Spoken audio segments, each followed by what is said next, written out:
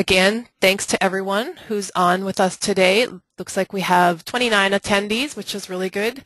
Thanks for joining us. One of the features of GoToWebinar that we're going to use today is the polling feature. So as we get started on our webinar, I'm going to do our first poll.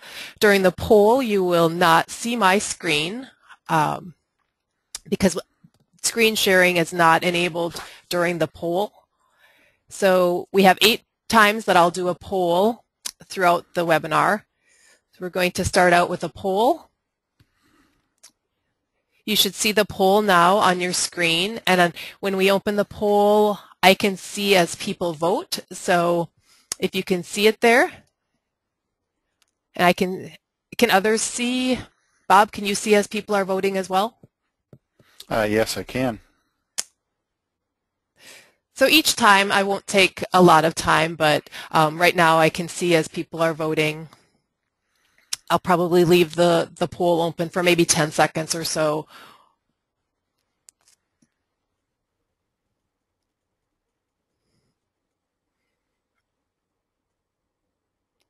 And then when I close the poll, we'll go back to seeing my screen. So that poll had to do with setting a membership goal, and I started our webinar with that poll question because the National Membership Recruitment and Retention Committee is really working on trying to increase our national membership, of course, and in order to do that, each of us in our local chapters will need to increase our membership. And so a suggestion might be for local chapters to set a goal, a specific goal of increasing by 5% their chapter membership, for instance, or maybe getting 10 new members or 5 new members or something like that. But a suggestion has been that the state chapters try to increase membership by 5%. And so that was our first poll, and I'm going to, if I can, attendees. Can attendees see the results of the poll? 39% said that they have no specific membership goal. 14% said their goal is to maintain current numbers. 21% increase membership numbers by a certain number of people. 14% increase membership by a certain percentage. 11% don't know. So that was our first poll. And with that, are there any questions? Peggy, this is Robin Landry. Where am I supposed to be seeing that? Because I don't. I can see it as the organizer. And are there other attendees? Can anyone from... It's probably in the control panel on the right side. If you have that control panel open, again, using the red arrow to open and close that. I just switched a button that says show attendees the poll results. So can everybody see it now? Now I do. Thank you. Awesome. Thank you for asking that question because I hadn't seen that before. So I can leave that up for a while, and then I think when we do the next poll, I'm not sure if I'll need to switch it or not, but thank you for asking that question. Is there anything else before we get started?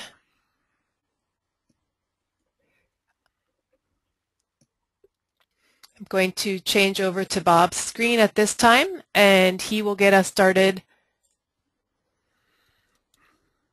Let's see. Other questions, I will monitor those. Okay, are we ready?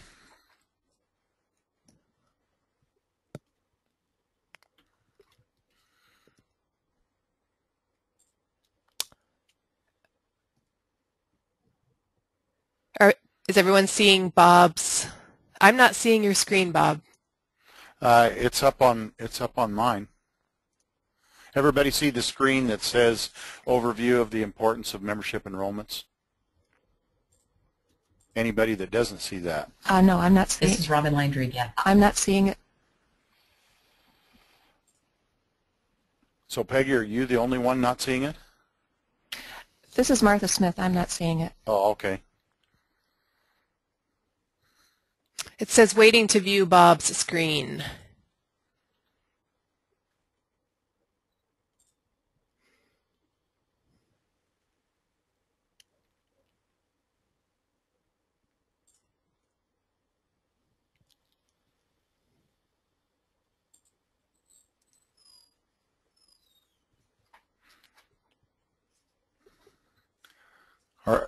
Are we seeing it now?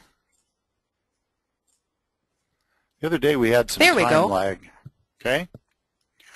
Well, I'll go ahead and start and give the rest of you maybe a minute or two if your machine's to catch up. But one of the things that I was really pleased that the committee decided to move forward with the webinar today is we typically provide this information quite often at National Conference, but it's become painfully apparent that the people that really need to have this information, we need to share the information with, aren't always at National Conference. So I really appreciate all of you taking the time that you've committed today to set in on this webinar, and hopefully it'll answer some questions and will help you to do your jobs, because quite honestly, in my opinion, you have the hardest job in a chapter is the membership chair.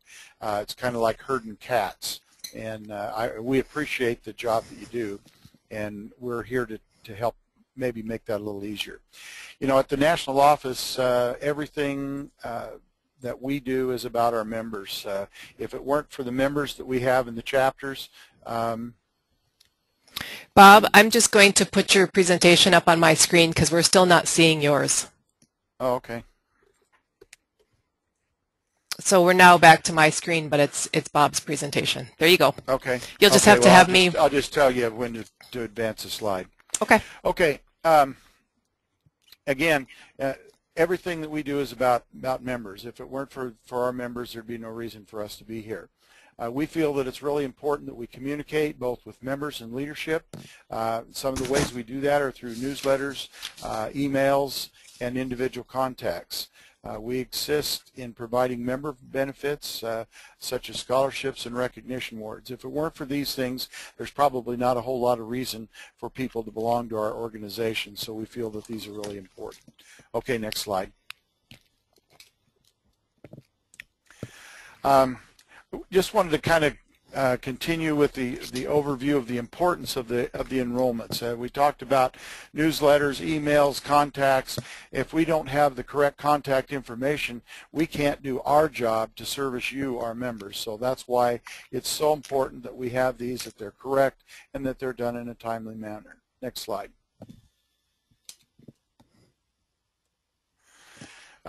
Here's the things that you as membership chairs and leaders in the chapters can help us to do to help us to serve our members. We need to make sure that you complete the online form for your new members. That's something new that we changed a couple, 3 years ago, because oftentimes, you know, if we're looking at 42 chapters, there's probably at least 6 or 8 months during which there are initiations held, annual meetings held. We don't all meet at the same time. Sometimes chapters don't even have the opportunity to get together annually. So we put together a new member procedure where members' information are entered online for a couple reasons. First of all, we need that information to assign a membership number. Each one of us has a permanent number that's a part of our permanent record with Epsilon Sigma Phi. We've got over 35,000 people who have been members in Epsilon Sigma Phi since its inception back in 1927. We assign a member number to each person as they become a new member.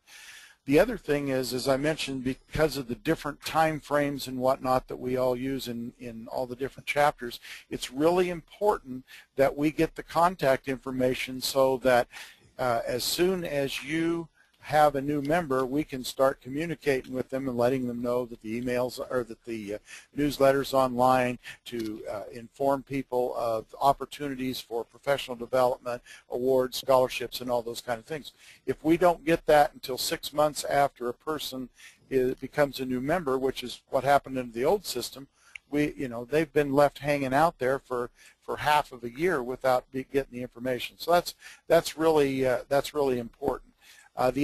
The other thing that we do, as I mentioned, we assign the numbers, and when we do that, we enter them into the database and we provide a new member certificate that goes to and we're going to talk about that a little later, but it goes back to the chapter for you to use in your initiation. So as long as you let us know a week ahead of time of your initiation, the farther the better, we can provide those for you to use with your members, so you've got a nice certificate to give them when they're initiated.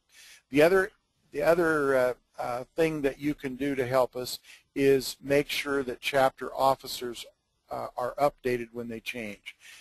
We have a real problem with that. Officers change. The old officers are going, whew, we're through, I'm done, I don't have to worry about that anymore. The new officers come in, they don't know that that needs to be done, so we're sending information to the old officers. The old officers in some cases trash it because they say, well, I'm not an officer anymore, I don't need that. So we really need your help on that. There's a form on the website in the upper right hand corner. It's there 365 days of the year. Whenever your officers change, we need to have that update. When you're submitting your spreadsheets, we'll talk about those a little more also, but the addresses, and particularly email addresses, are extremely important. Fortunately, email addresses don't change quite as often as that they did, 5 to 10 years ago. Universities changed their systems, and everybody got different email addresses. It's really quite a mess to keep up with it. But that is really important, because today that's 90% of our communication with our members is through email. And then, Bob, yeah, Martha has her hand up. Martha, you will need to, I see that you're self-muted, so if you unmute yourself and if you have a question, please go ahead. I didn't realize I raised my hand. Okay. Sorry. No problem. Sorry. okay. Finally then, make sure you double check your submissions for errors before you send them in. Okay, next slide.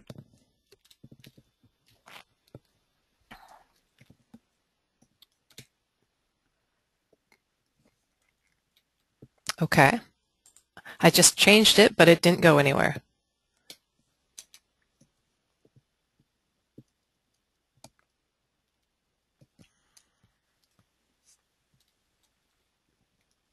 Okay, I'll go ahead and start talking about it, and hopefully it'll come up.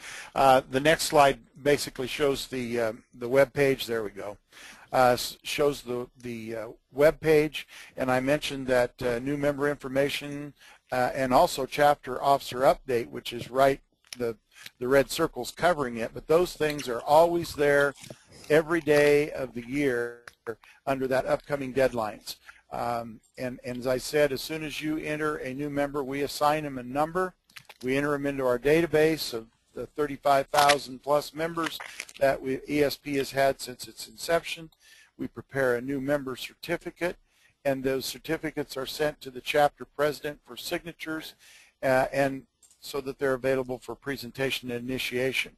Now, in our discussion the other day, we kind of determined that maybe that going to the chapter president is not necessarily the best fit in all chapters. So we're going to talk about how, if that doesn't work for you and your chapter, how we can use the system to get around that, and we can have them sent wherever they need to go. So next slide.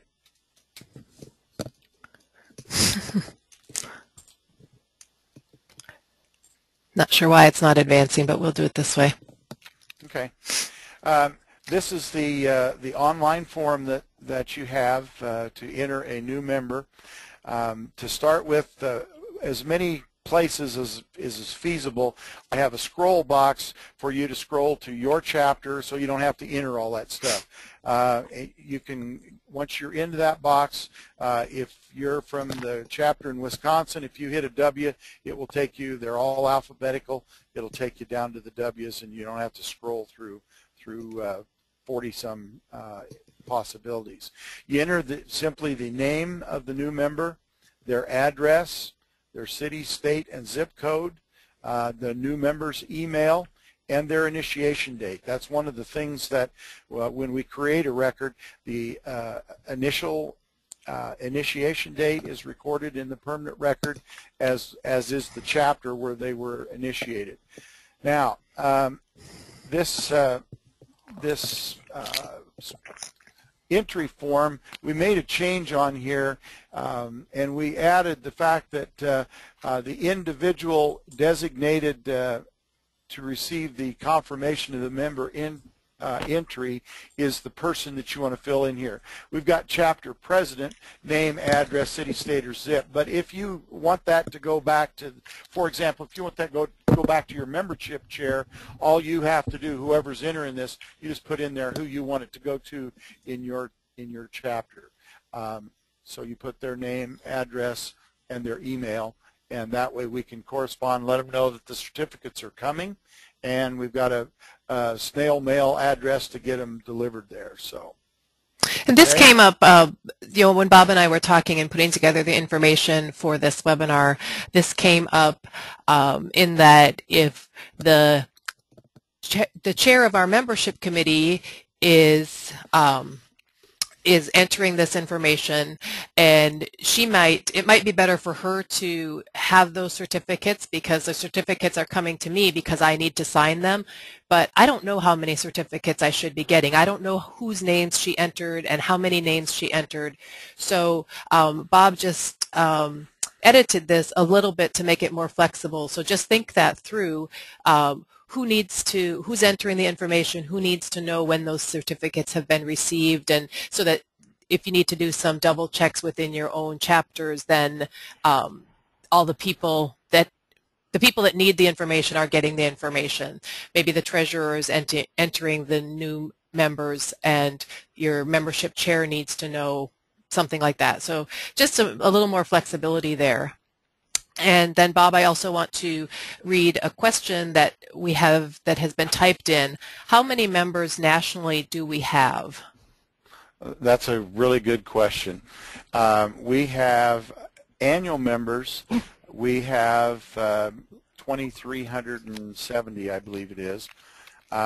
We have life members currently about 3,200. So we're right at 6,000 total membership when you combine our annual and life members. And quite honestly, over the last 6 years, we're down almost 1,000 members from what we were 6 years ago. And at one time, back in the late 90s, our membership was over 10,000. So, you can see that in the last number of years, and those of you that have been around Extension for a while, you know what's happened to Extension as an organization. It's been, one after another cutback, reduction in staff, and so on. So it's not totally surprising, but that's kind of where we're at.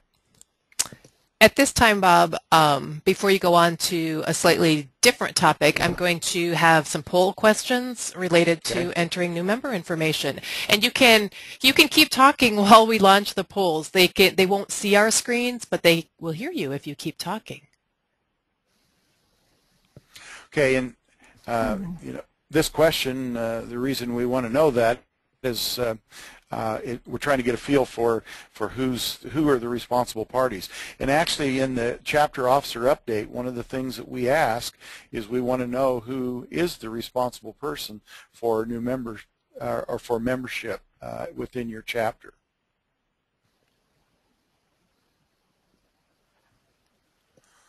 And it's interesting as I'm watching this. It doesn't come as a real surprise to me, but it's almost an even split between membership chair and treasurer as to who's responsible.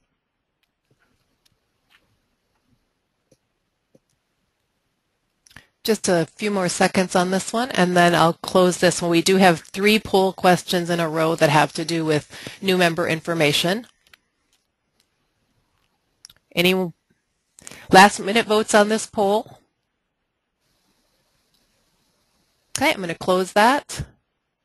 The one thing everybody knew for sure on that was that there was 0% of you that said that the president had anything to do with the responsibility for membership.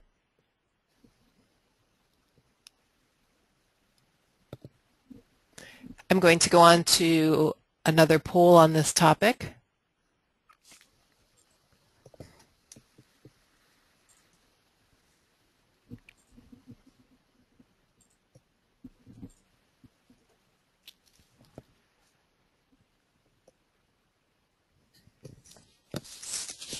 this question, we put this question in because there seems to be quite a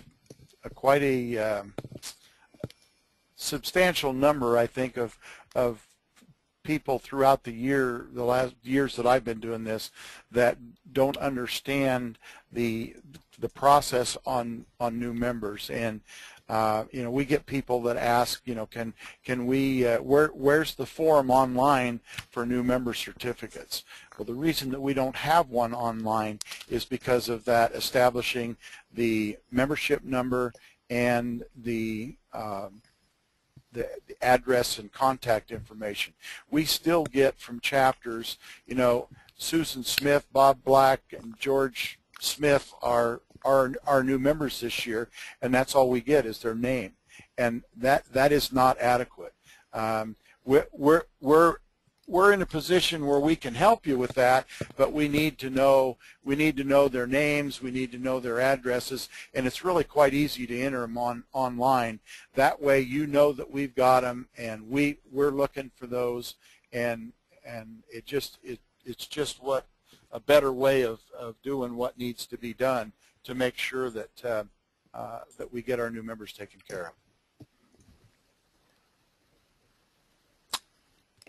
And you're now seeing the results of that poll. Is the new member information entered prior to the initiation?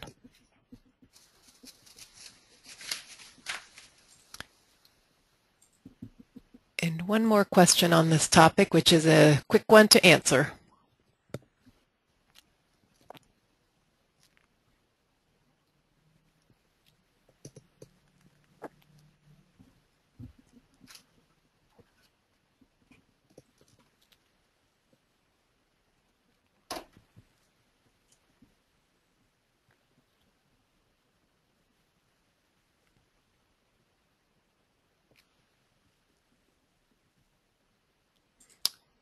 Close this one and share it with you all. And that's kind of what we were hoping for, that if we're going to take the time to put these together, that they're being used. So we're glad to see that.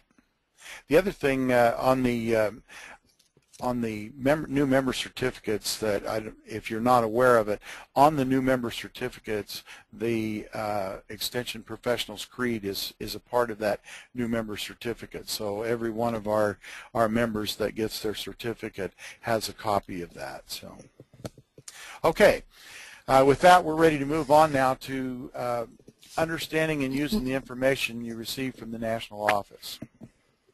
And you know, again, one of the things that makes it difficult for all of us is the fact that we have always given the chapters the autonomy to kind of handle things however you want to when it comes to your membership and so on. And again, that's, you know, really dictated by the fact that, you know, we have a third of the people, a third of the chapters have their annual meetings and initiations and so on in the spring, and a third of them have them in the summer, and a third of them have them in the fall, and so in order to try to accommodate that, it creates some challenges for all of us.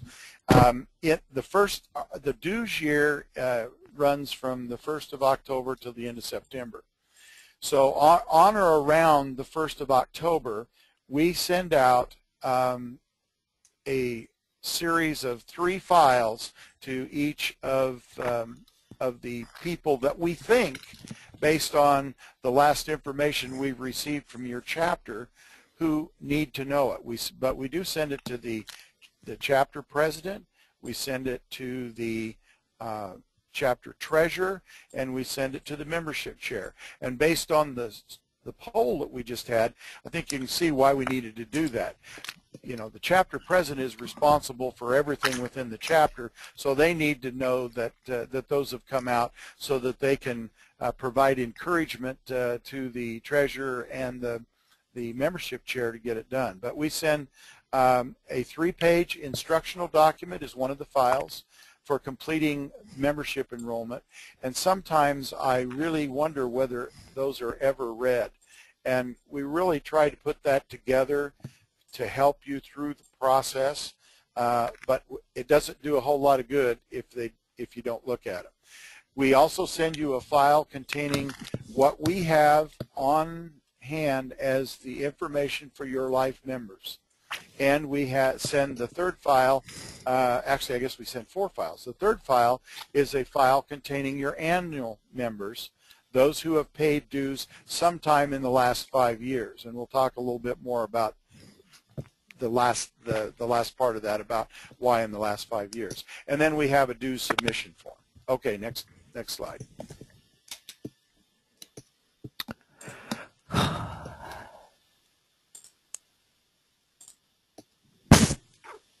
Okay, this is what the membership campaign instructions looks like, and basically it goes through and tells you how to complete the information that we need. And so it's really important, and if you'll spend the time to peruse through this when you get it, it will really help make your life easier. The other thing that we run into is oftentimes whoever is doing the membership does it your way, and that I understand that. We're always open to if there is a better way, but unfortunately sometimes we can't interpret what your way is, and sometimes we get these back and we have no idea of who you have identified as renewals or whether there's changes and that sort of thing. So we're going to talk a little bit more about that as we move along. Okay, next slide. We have you want to do a poll? Yep, I have a poll question, Okay. and while you're answering the poll, I'm going to read a couple questions that came in on the chat. Great. The question from Christy here in Wisconsin: can we look up members? We have had a couple of questions about initiation dates for ESP members that were initiated in another state.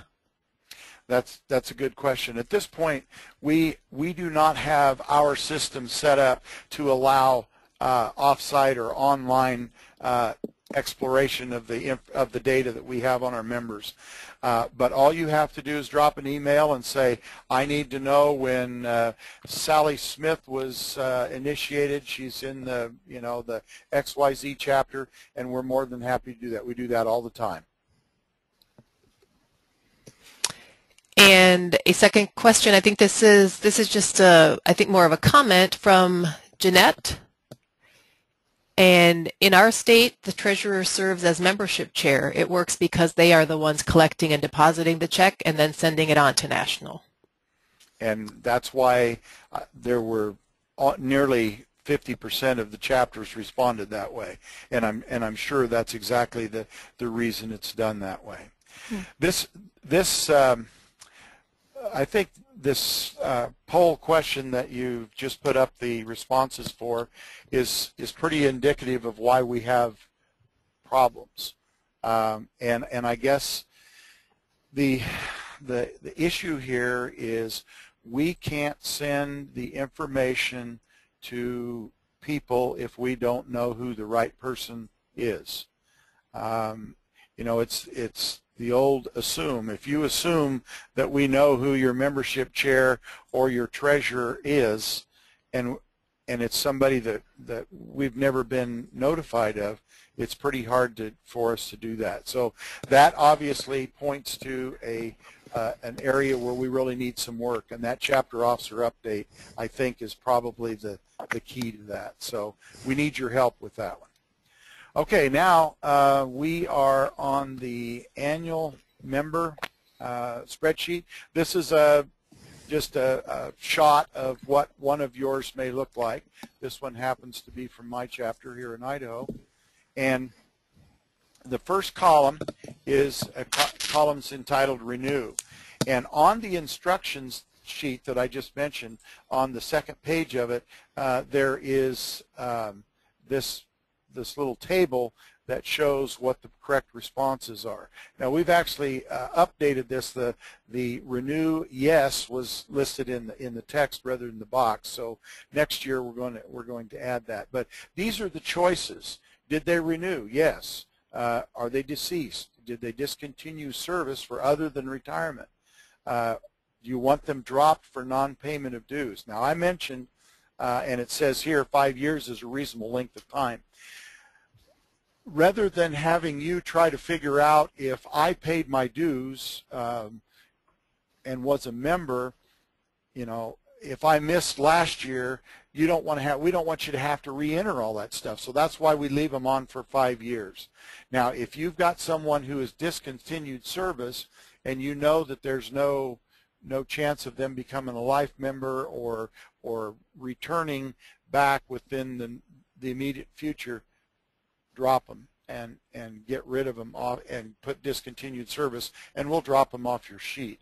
Otherwise, we leave them on there because, interestingly enough, every year we have a lot of people that go ahead and pay dues. They may have missed the last 3 or 4 years, but they come back and do that. The other thing is, as I mentioned, we have 35,000 names in our database. So if you have someone that comes in and Phil Black says that he paid his dues and he was a member, whether it was in your chapter or another chapter, all you got to do is send us an email or give us a call. We can look in there and find out whether that's in fact true. And if it is, all the data is there, and all we need to know is that they renewed. So the next one is retired, and we do have some members, not very many, but we do have a few members who retire, and for whatever reason they choose not to become life members, but they would like to still be affiliated and prefer to be a regular annual member. And you can be an annual member if you are retired, if you so choose to do so. And then, of course, the life member, and once a person designates that they're a life member, we simply change their status from being an active member to being a life member, or type of membership, I guess it is. So, and then if you have someone that's reinstated, and we really don't use this too much anymore, it's still, we've left it in here, but used to be when somebody dropped out and they didn't pay their dues last year, then they had to be classed as a reinstated member. We don't do that anymore. But if it is someone who was a previous member and's been out for a long time, you could just go down and put their name and put in an RE that they're reinstated, and then we'll go and look their data up for you. So, Bob, a question from Martin. To reactivate after several years, do they need to pay back dues? No. There used to be, years ago, they had a reinstatement fee. We don't do that. We're just really happy to have somebody who was a member that for whatever reason wasn't a member or ceased to be a member for a number of years. All they have to do is start paying their dues again. Excellent. Okay, if there are no more questions, let's move to the next one. Okay, the next one is a life member. It's very similar. I didn't mention on the last one, but this box, there was a box on the last slide as well, had the same information in it. Email, address one, a second line for address if you need it, the city, the state, and the zip. Those pieces of information in there are really important. Now, if you make a change in a piece of information, there are a couple or 3 different ways you can handle that. You can highlight just the piece of information like we did down here with G. Raymond Prigge. You can change the color of the letters like we did with Fred Cole, or you can highlight the whole record and then we'll check through it. You know, sometimes changes are made and we receive these and there's nothing on it. So it's, you know, you've assumed that we're going to guess at which ones are changed or check each one individually of the 300 members that you've sent in. Probably not a reasonable expectation. On the life member one, other than changing the membership information, the only other thing that we really need to know, if you have a member that is deceased, a life member that is deceased, we need that in there so that we can include them on our annual memorial service that we do at the National Conference. So, okay, any questions on this one? All right, then we're ready to move to the next one. Okay, this is the final piece of the 4 pieces that you received from us the 1st of October. This is called the Dues Submission Forms Spreadsheet. You simply fill in the date, your chapter number, or your chapter name and state, treasurer's name, email address. and I guess if for some reason the membership chair is sending that forward rather than the treasurer, maybe the treasurer just cuts the check, you can put the membership chairs in there. It's the person who put all this together that we need to talk to. The annual dues, quite honestly, if you go back to those 2 pages that we had, or the annual member dues that we had, you go down and you count the number of yeses, which are renewals. You count that number and put it in the number in that box. It'll automatically calculate the total. And then your new memberships for this report, those would be the new members that you've entered online that you got certificates for. This is probably the hardest one for you to have readily available, but you'll put those in. Now we do request that when you have new members, say for example that you have new members in your initiation is in July. I guess we've allowed 2 choices. You either send the $45 in then, or you can designate that their dues will be as of October 1. So in other words, they would essentially pay their dues in July. That would essentially make them a member in good standing as of October 1. You can do that either way. We've made allowances for that because we're just trying to, at the national office, we're trying to make our program fit in with what you're doing in your chapters. So, and then the final block is the new paid-up life membership, and I think that we talk about that on another slide, because that membership, we want to talk about that. If I forget to talk to you about the life membership fee, remind me to do that, but I think that's on another slide here. Okay, we're ready for the next one.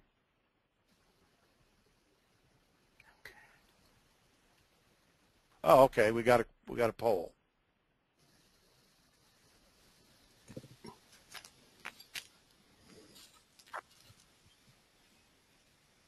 While we're doing that, I will clarify the life member payment. The cost for life member payment is 5 times the annual dues, which currently are $40. So it's $200.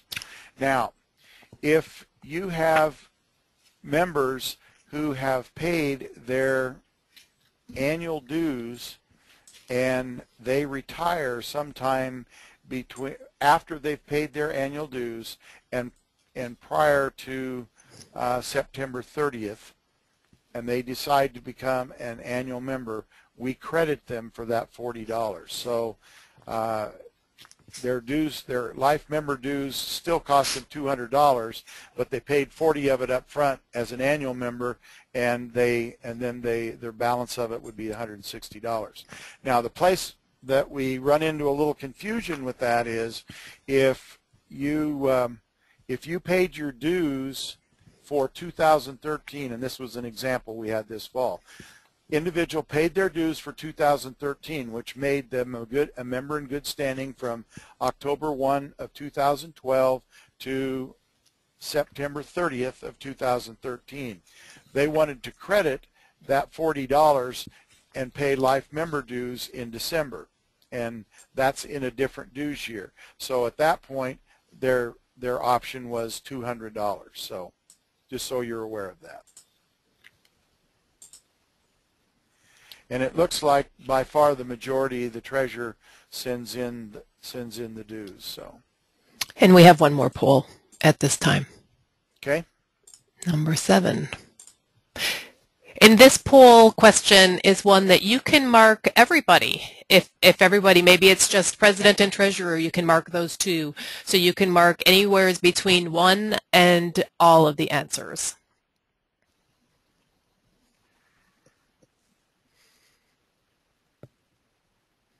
I am looking for questions. I thought there might be some questions before we go on past this dues submission form spreadsheet.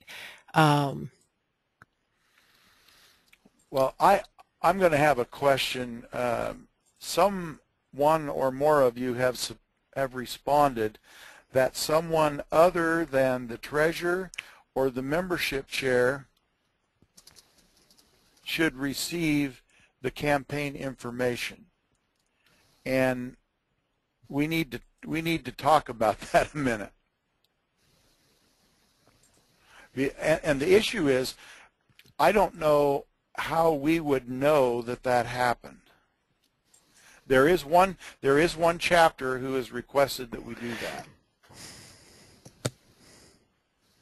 and maybe that's who made that response. Let me see if she's on here. No, she's not. In Alaska, Natalie Thomas has taken that as she's a retired and life member, and she's taken that on as a challenge to make sure that their membership gets taken care of. So, could whoever checked other, could you in the chat box or on your mic explain that one to me?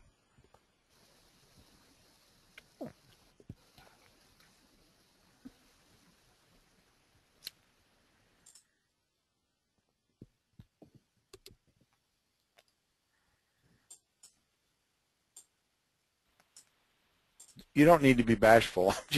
I just want to.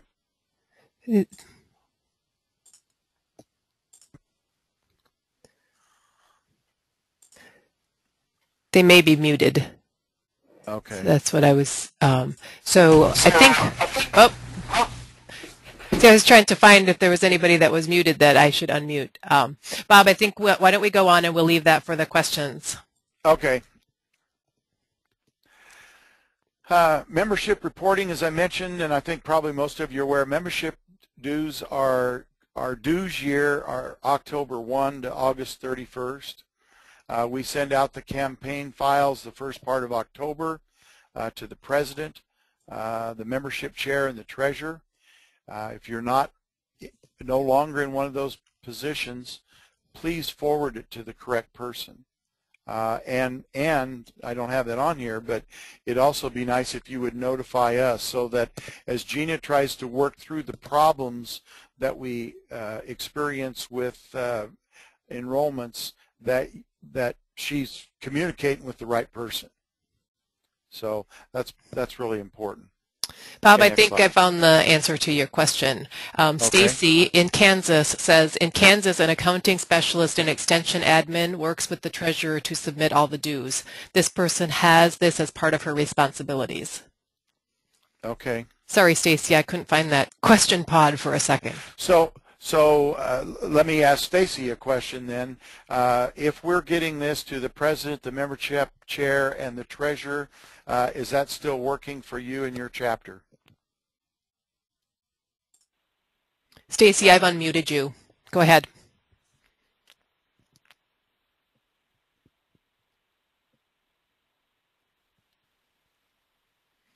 Another question that came in was, when are dues due to national? And I know the answer to that. That's February 1st. Yeah, well, sort of. That's sort of correct. Move to the next slide, and I think we'll hit on that a little bit more. And Peggy is right. Dues, the initial submission of dues are due by February 1. So really, from October 1 to February 1 is your time to work on your membership campaign with your chapter. There's a reason for February 1 being the date as things are currently set up. That's the date that we draw the line for the initial dues submission.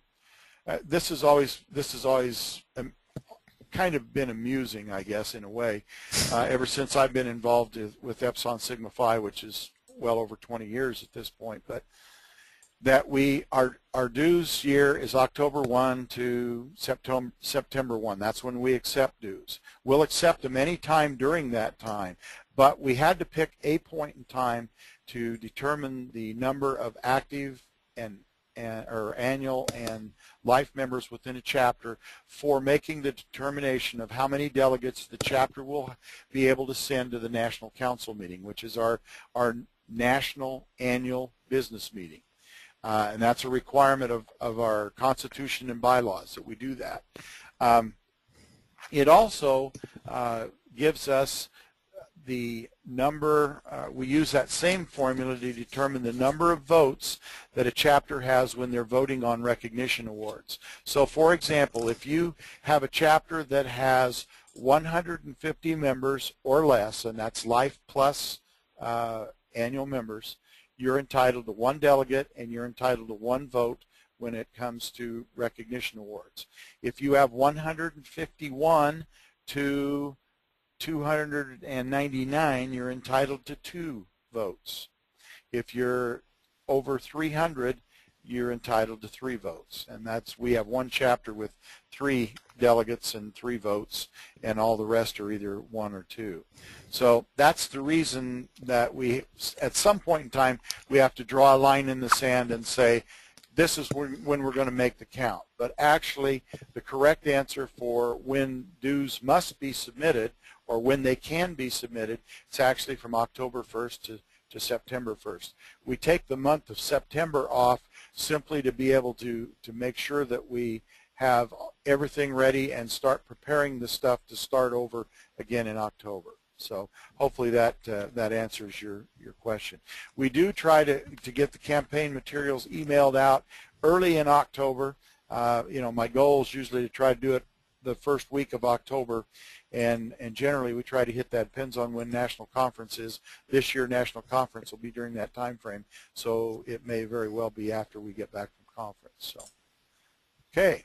I'm going to launch one last poll question having to do with the timing that you do your membership recruitment. And while we're looking at that, I'll just say that Stacy did say that they are always able to get the info to the correct person, so that that person in the administrative office. That makes me feel a lot better. I'm glad to hear that.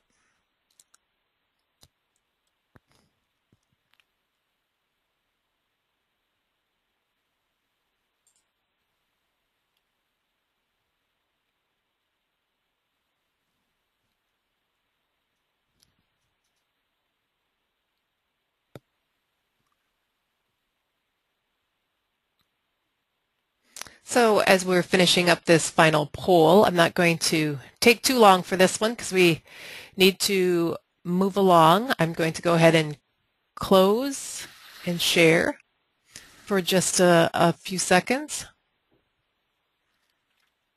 So it looks like the top 3 are fairly close throughout the year, prior to the annual meeting and prior to the national membership deadline. Again, remember, you certainly are able to do it throughout the year if that fits your needs. Otherwise, whatever you're doing that works for you works for us. Okay, our immediate reporting needs. You know, we're knocking on the 1st of February. Last year, we had some chapters who did not get their dues in till mid-February, the last part of February, and consequently, they lost at least a delegate, because we still look at the life members. Essentially, they are paid up, and so as long as you had somewhere between 1 and 150 life members, it saved you. But there were a number of chapters that didn't get those in, so I caution you to be sure to do that. They have to be postmarked by the 1st of February, and that is your spreadsheets and your dues submission forms. So national dues, as probably all of you know, are $40 for renewals, $45 for new members, and $200 for life members. Please follow those instructions, and if there's something in there that isn't clear, be sure and do not hesitate to email us or call us, and we're more than happy to help you with that. The other thing is we ask that you try to get emails for life members, and I know that that's a difficult task because a lot of states you don't have a real high degree of contact with life members.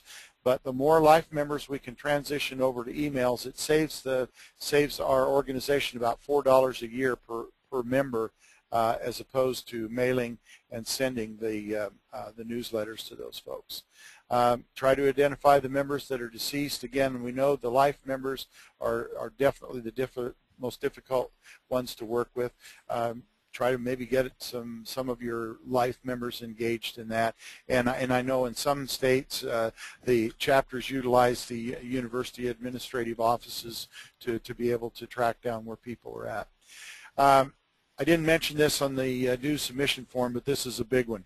Make sure the number of renewals and the number of new members on the list matches the number and dollars submitted on the dues submission form.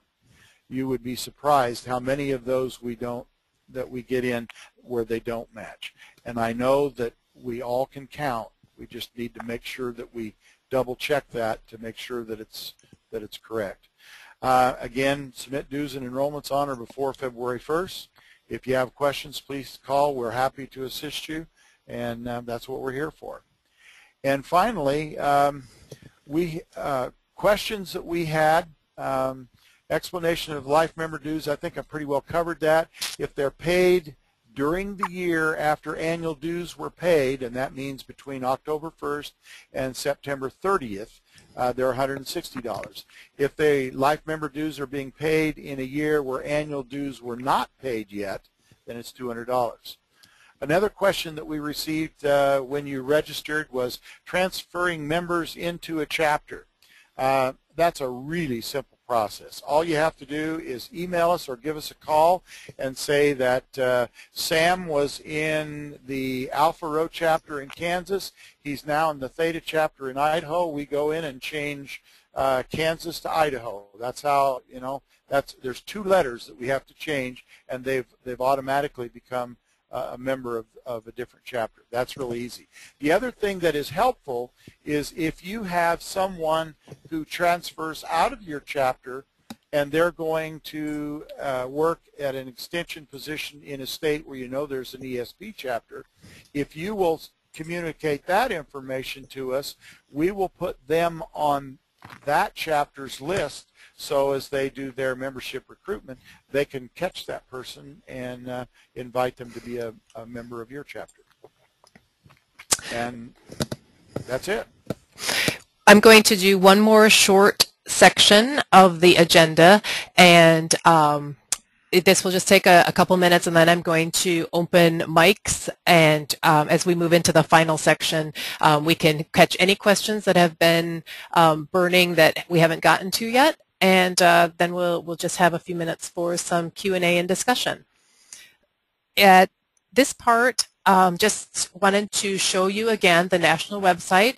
One of the questions that was submitted during the registration time, where you could ask if you could put down if there was anything specifically that you would like to hear during the webinar or learn during the webinar. Somebody asked about a calendar, and I think it was probably in reference specifically to membership and what are the dates that are important that have to do with membership recruitment. But I just wanted to point out that on the national website there's a great calendar for leaders and members in our state chapters to have in front of them throughout the year.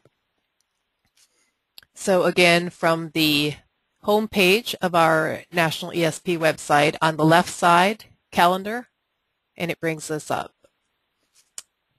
Wanted to point that out.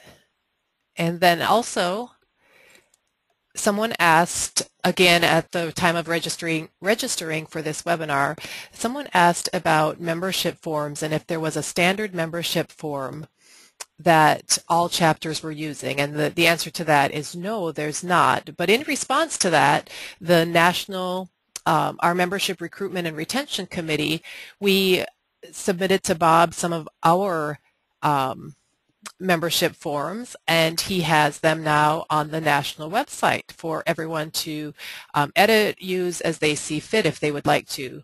So again, from the home page, this time we're going to go under downloads, and then we'll see the membership drive materials. A lot of great information and resources here. And added new, the bottom line, membership forms.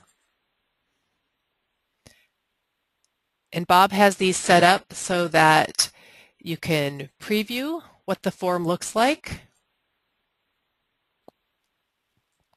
And you'll see that he took specific information off of these forms and made them somewhat generic.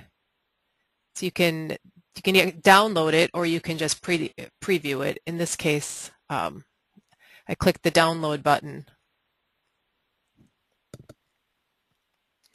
So what I mean by he made it generic, he put in some X's there so you can fill in the name, address of your own treasurer if that's where you want the renewal form to be sent.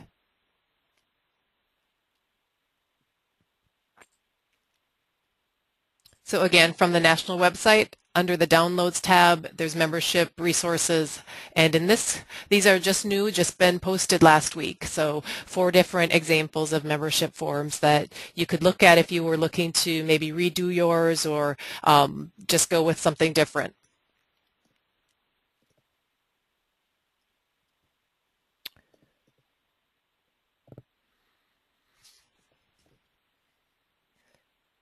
So with that, we will move into our last part of the agenda. I am going to unmute everyone from my side, and it may get loud, so if you aren't self-muted at this time, we'll be able to hear what's going on in your office.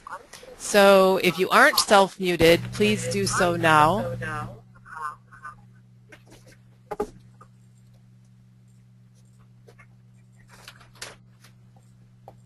And Bob, would you like to, well, let's go ahead and take any questions on what Bob has covered to this point, and we can go back to that PowerPoint if we need to.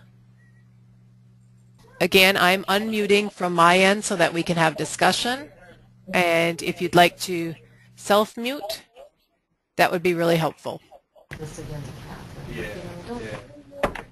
It doesn't make mom and dad feel happy.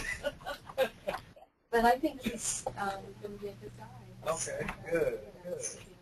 Bob, why don't you go ahead and... You want to put the agenda back up, Peggy? Because okay. That's got the discussion items. One of the things that oh, shoot. One of the things that I'd like to discuss briefly is we have had some over the last couple of years, we've had some questions about the possibility of online dues submission.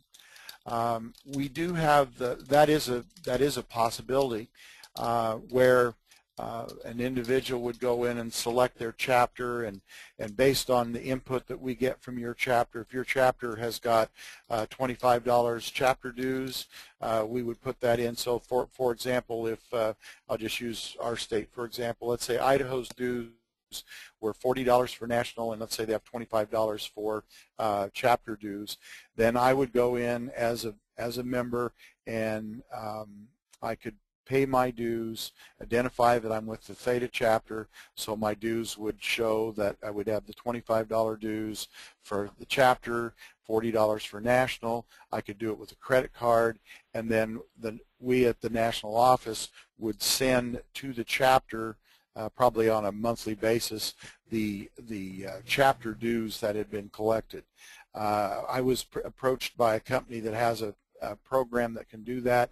It's fairly reasonable. It would take some upfront money for us to do that, but I think perhaps we have the resources at the national to be able to do that if that would be beneficial and if there's a strong need for it. So I guess we should have done a poll on this, but I'd like to have some input from you who are actually doing the work out there.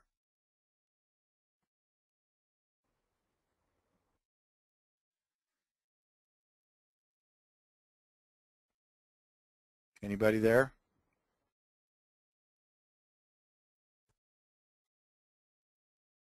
Unmuted.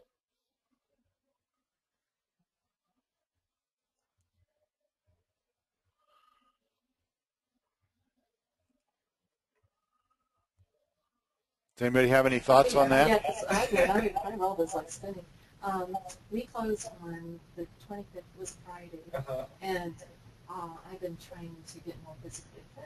Oh, okay. And so, and I can tell that I really, Yes, I've been getting more, I've been trying to do the treadmill, really getting into it. And, but I went to a boot camp, And I went to the boot camp this Saturday. I got along just fine. I went to the boot camp after we did the house closing on the Saturday after.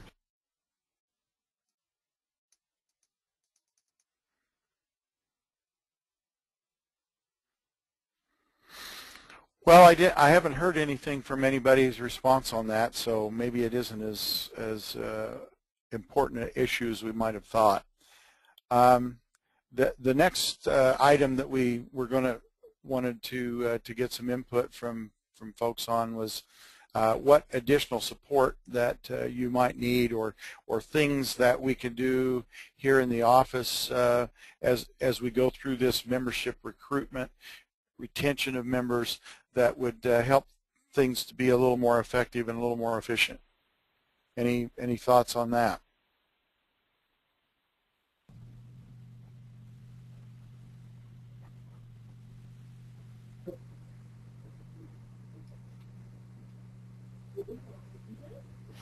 This is Sandra in Iowa, and I had a comment that I really didn't realize all of the resources that were available online and all the downloads. So thank you for that. I think that makes us more efficient, not recreating the wheel. And I'm wondering how many other chapters really know just how rich the website really is. I'm done.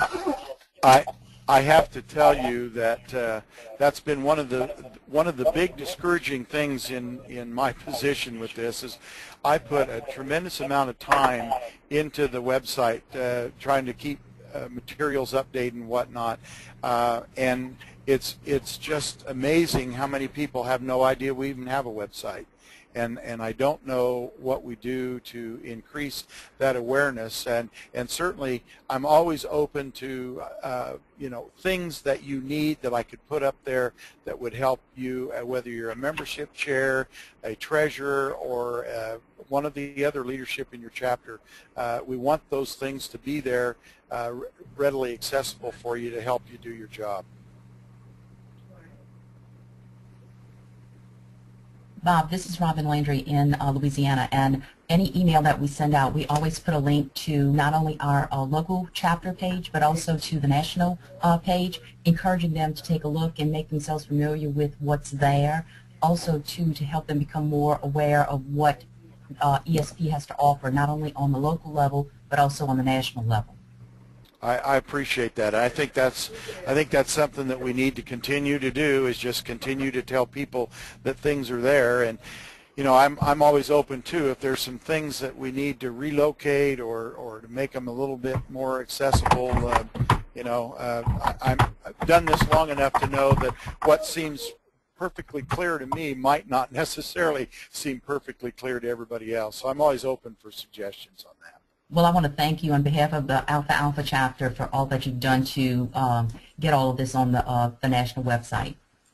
Well, actually, it's been something I really enjoyed, so that made it a pleasurable experience. Bob, I'm going to go to the questions pane. Christy had a question, and this relates back to when you were talking about transferring transferring people from one state chapter to another. Christy, do you want to unmute and ask your question? She writes, we have to send the email. Do we have to send the email before we send in our report? Like, basically, I think that goes back to, you said send an email letting you know that a person was just going to transfer from chapter to chapter. Yeah, I guess you don't have to, but the quicker, typically what happens is, if I'm going to leave Idaho and I'm going to go to Iowa to go to work in an extension position, first thing that's going to happen is I'm going to get a new email address. And until the ESP national office knows about that new email address, we probably are not going to be able to communicate. Now, some people may refer back to their old email for a while, but generally I think that break is pretty quick. So the quicker we know, the better. But if you don't find that out yourself, then get it to us just as quick as you can. Christy, if that doesn't answer your question, just go ahead and unmute and join. You can ask for clarification. Next question down, will this program be posted on the website? I would like to share it with membership chair and president. Yes, that's our plan. Okay. I'll have a link. What I will do is on the front page of the web page, I will put notification and a link to this program. We did one yesterday for the Scholarships, Grants, and Recognitions Committee. Looked at it this morning. It looks really good. I'm going to put both of these up there so that people have access to them. If you hit the front page of the website, you'll see that. Plus, I will send notification of it out to all the chapter presidents and president-elects or vice presidents, so that you're aware that it's there. Next one down, online would be easier, and I'm not sure, Sandra. Sandra, if you are still on and you want to clarify, I think this might have been related to the membership, like checking Correct. for who's. That was. Yeah. Go ahead. That's right. That's right. The potential for online membership and dues payments, and Bob had asked if anybody had any comments about that, and I said online I think would be easier. I'm done. Okay, thanks. And the next one now, so these are related to that first discussion point of the potential for online membership. Sarah said, we haven't received any requests for credit card payments. People have been okay using check or cash. Christy said, we would love that, the online dues payments, because it's too cost prohibitive for the local chapter to do it on its own. And with county budgets not covering dues, this would allow members to pay easily on their own. I would like to just second that from here in Wisconsin, that as president, when I was president, and I've been working on the membership for several years, and I've heard it from a lot of colleagues that they would renew more quickly. They wouldn't have to think about it as much. It would just come more. We do so much online payments now for so many of the things we do in our day-to-day lives that I've heard it from quite a few people that they would really like that. Martha said, would like to have an online option. Patrick said, are there general resources on the value of ESP membership that can be included with membership forms? Actually, there are items that are on that download page that you can download. You can most of them I think are let's take a look up the membership drive materials. My screen is up, Bob. I'm back on the downloads page. I think we have from the membership drive materials, there's some things here. There's some things on recruitment, scholarships, so that show the benefits. You can see most of those, all three of those are in pub files, so that you can go in and you know, highlight, add something specific to your chapter. I think that's what we tried to do on most of those. I do need to. I just discovered the preview thing, and I haven't had a chance to get these all set up so that they're previewed, but I will do that so that you can go in and preview it and see whether it's something you want, rather than wasting, you know, a minute to download it. But most of them, I think, are such that you can go in and modify them and personalize them for your chapter. And here are promotional materials that might be helpful. That's where you mentioned the scholarship, but membership benefits, the booklet, some things like that. So a lot of things under the downloads tab, and a couple places in particular to check the membership drive materials, but then also the promotion materials from that tab. Just going back to the question box, Christy, when chairs change, could a communication email go out helping to orient them with things on the website and such?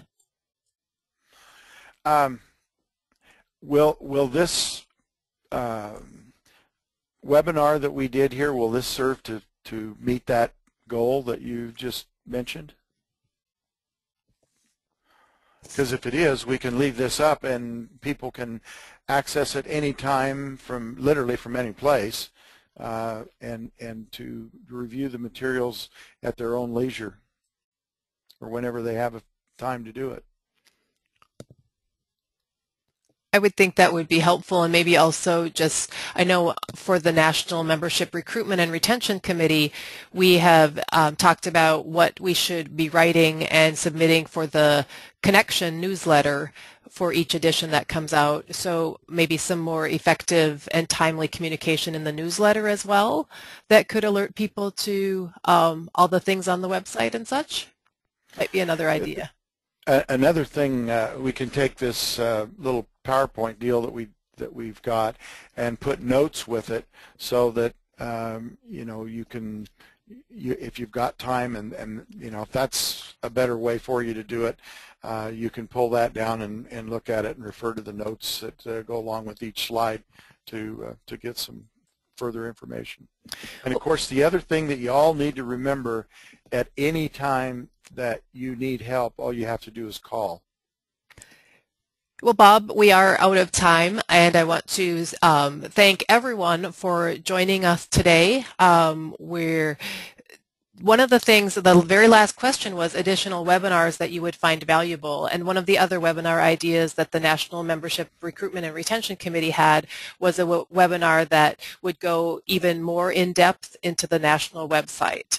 I mean, we just touched on the membership resources that are there, but so that's a possibility, and if you would find that as a potential additional webinar in the future, feel free to email me or let Bob know, but that is on the list of possible work things for the National Membership Recruitment and Retention Committee. So we will consider that, and thanks for the input.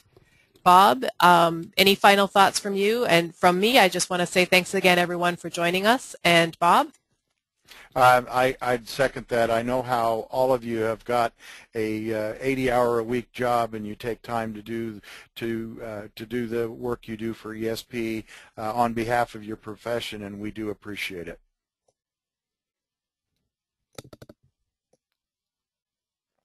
Okay. Thank you. Yes, thanks everyone for joining us, and have a great day. Thank you both. You're welcome.